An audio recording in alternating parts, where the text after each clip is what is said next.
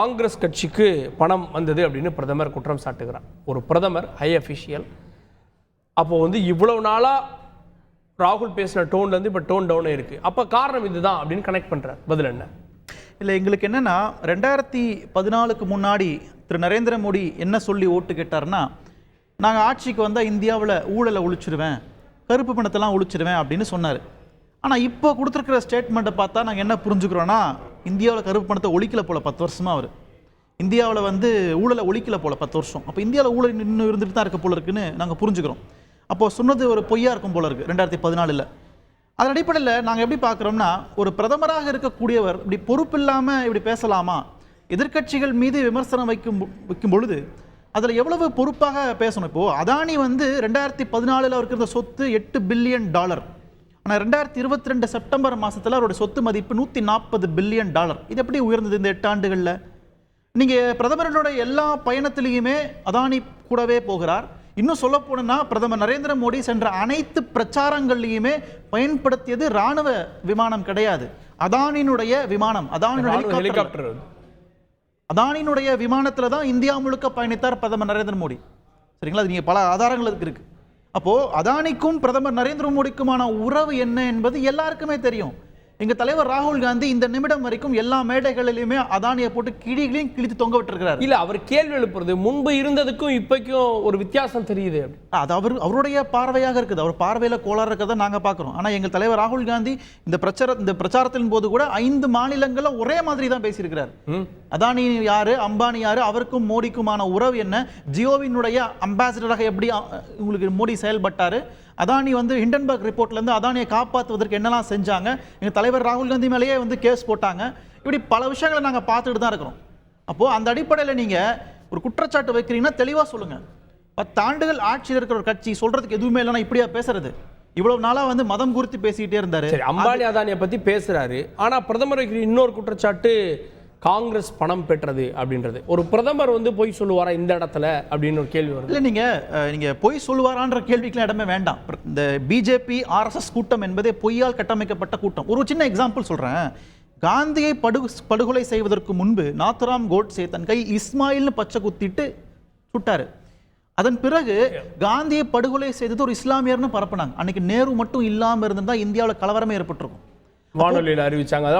பழைய ஏன் சொல்றேன்னா, டெம்போ அப்படின்னு குறிப்பிட வேண்டிய நோக்கம் என்ன? ஏதோ சொல்ல வேண்டியதுதான். கையில இஸ்மாயில் பச்சை குத்து முடிந்தபோது டெம்போ சொல்ல முடியாதா?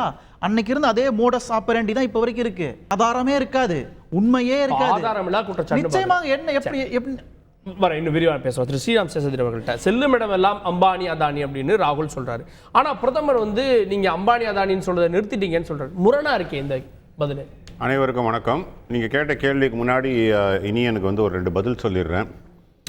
அவர் வந்து இத்தனை லட்சம் கோடி அவருடைய சொத்து மதிப்பு உயர்ந்திருக்குன்ட்டு. இது வந்து எந்த விதத்தில் உயர்ந்திருக்குன்னா, இட்ஸ் அ வேல்யூவேஷன்றது எப்படின்னு பார்த்தீங்கன்னா, உங்களுக்கு ஸ்டாக்னுடைய வேல்யூவேஷன் போகும்போது அதிகமாகும். அதனால் வந்து அவர் வந்து $80 பில்லியன் வந்து அவசரமாக சம்பாதிக்கல. அதே ஸ்டாக்கு அந்த ஸ்டாக்னுடைய வேல்யூ ஏறி இருக்கு. ஸோ இதுதான் வந்து வேல்யூவேஷனுக்கும் அந்த சொத்து மதிப்பு என்பதற்கும் அந்த உள்ளக்கூடிய வித்தியாசம். அது வந்து அவருக்கும் புரியும். இல்லை, ஹிண்டன்பர்க் ரிப்போர்ட்டு வந்து சுப்ரீம் கோர்ட்டே சொல்லிருச்சுங்க நீங்கள் இல்லைன்ட்டு. நீங்கள் அப்போ சுப்ரீம் கோர்ட் தப்புன்னு நீங்கள் சொல்கிறீங்களான்னு தெரியல. சுப்ரீம் கோர்ட்லேயே கேஸை போட்டு ஹிண்டன்பர்க் ரிப்போர்ட்டில் வந்து அந்த மாதிரிலாம் நடக்கல, ரவுண்ட் ட்ரிப்பிங்லாம் நடக்கிறதுக்கு உண்டான எந்த ஒரு ஆதாரமும் இல்லை அப்படிங்கிறது சுப்ரீம் கோர்ட் சொல்லிருச்சு. ப்ராபப்ளி சுப்ரீம் கோர்ட்டை வந்து மதிக்கலைன்னா அதை நீங்கள் வந்து அவங்க சொன்ன நிறைய வழக்குகளை பார்த்துட்டோம் சுப்ரீம் கோர்ட்டில். அதனுடைய நீச்சே தான் இதே நாங்கள் பார்க்குறோம். இல்லைங்க, அதான் சொல்கிறேன். சுப்ரீம் கோர்ட்டை இப்போ நீங்கள் மதிக்கலை, அவ்வளோதான். அதுதான் உங்களுடைய இதுவாக இருந்தால் நான் மதிக்கிறேன். நான் சுப்ரீம் கோர்ட்டினுடைய ஒரு வெர்டிக்ட்டை நான் வந்து ஒரு இதுவாக நான் வேல்யூபிளாக எடுத்துக்கிறேன். அதனால் நான் வந்து அதை நான் குறை சொல்ல மாட்டேன். உங்களுடைய தனிப்பட்ட பார்வை நீங்கள் அதை குறை சொல்லிக்கலாம். ரெண்டாவது, அதே மாதிரி வந்து இவர் வந்து நாத்துராம் கோட்சே பண்ணார், அதுக்கு இதெல்லாம் சொன்னார். எப்படி சாஃப்ரான் டெரர்னு ஒருத்தர் சொன்னார், ஹோம் மினிஸ்டராக இருந்தவர், காங்கிரஸில் ஒருத்தர் ஹோம் மினிஸ்டராக இருந்த பி சிதம்பரம் அவர்கள் சாஃப்ரான் டெரர்னு ஒரு புதுசாக ஒரு கட்டமைச்சாங்க. இன்னைய தேதி வரைக்கும் அது தவிடுபொடி ஆகிட்டு இருக்குன்றது ஒரு முக்கியமான விஷயம். அதையும் மக்களுக்கு சொல்கிறதுக்காக. ஸோ இப்போது கம்மிங் டு திஸ் பாயிண்ட், அவர் கேட்டதில் ஒரு நியாயம் இருக்குன்னு தான் பார்க்குறேன். அதாவது 5 மாநில தேர்தல் போது அம்பானி அதானி தான் உங்களுக்கு தேர்தல் பரப்புரையாக இருந்தது. அங்கே வந்து 3 மாநிலத்தில் வந்து வைப் அவுட் ஆனாங்க, இன்னொரு தெலுங்கானா மாநிலத்தில் வெற்றி பெற்றார்கள். ஓகே, ஸோ அதனால் வந்து அம்பானி அதானி தான் பிரதானமான ஒரு பரப்புரையாக இருந்தது. ஏன்னா இந்த 5 மாநில தேர்தலில் 3 மாநிலங்களில் நேரடி போட்டி காங்கிரஸுக்கும் பாஜகவுக்கும் ஒண்டி தான். சத்தீஸ்கர், ராஜஸ்தான், மத்திய பிரதேஷ். ஸோ அதில் வரும்போது உங்களுக்கு அதுதான் வந்து நேரேட்டிவாக இருந்தது. But that backfired. So Congress probably realised இது அம்பானி அதானி பற்றி நம்ம பேசினால் கூட நமக்கு அதனால வந்து சாதக பாதங்கள் இல்லாமல் இருக்கலாம், அதனால வந்து பேசலை. ஸோ ஈஸ் ஆக்சுவலி அவர் வந்து உங்களுக்கு உசுப்பேத்துறாரு, ஏன் பேசலன்னு கேட்குறாரு. அது ஒரு பொலிட்டிக்கல் கட்சி தலைவராக கேட்பதில் நியாயம் இருக்குன்னு தான் பார்க்குறேன்.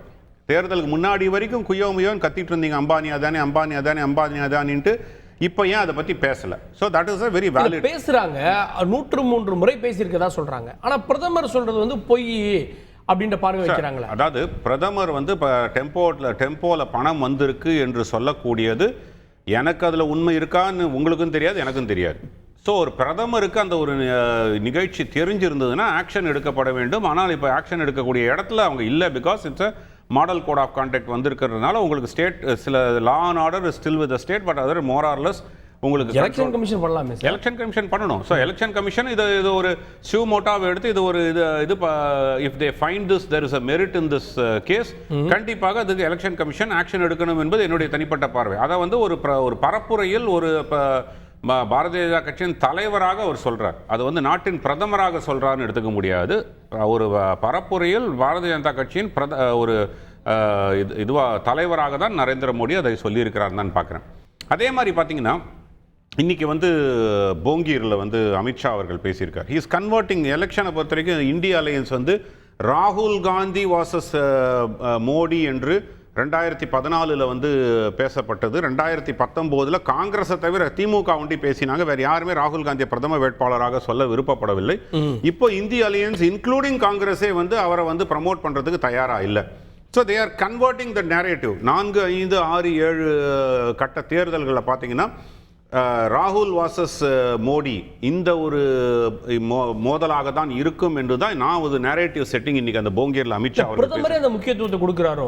காங்கிரஸ் ஆட்சிக்கு வந்துட்டா இல்ல வந்து இந்தியா கூட்டணி ஆட்சிக்கு வந்துட்டா ராகுல் வந்துட்டாருன்னா ராகுலுக்கு நேரடியாக கேள்வி எழுப்புறாரு.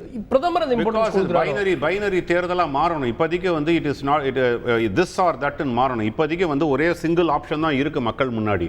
அப்போ மக்கள்கிட்ட வந்து உங்களுக்கு வேற என்ன ஆப்ஷன் இருக்குன்னு பார்க்கும்பொழுது இவர் ஒருத்தவர் தான் இருக்காரு, அந்த அவரையா தேர்ந்தெடுக்க போறீங்க அப்படிங்கிறதா அவருடைய கேள்வியா இருக்கு.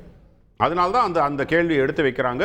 ஸோ நேச்சுரலி நீங்கள் வந்து what is a natural alternate for BJP India முழுக்க பார்த்தீங்கன்னா காங்கிரஸ் தான். நீங்கள் வேற மற்ற கூட்டணி கட்சிகள் இதெல்லாம் பார்த்தீங்கன்னா அங்கங்கே தான். பட் கிட்டத்தட்ட 230 இது முக்கியமாக பார்க்க போனால் 182 இடங்களில் வந்து போன முறை பிஜேபி வாசஸ் காங்கிரஸ் நேரடியாக போட்டியிட்டது.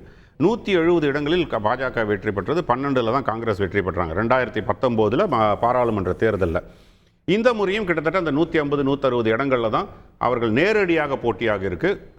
சில மாநிலங்களில் நேரடியாக அவர்கள் ஒண்டிதான் இருக்காங்க.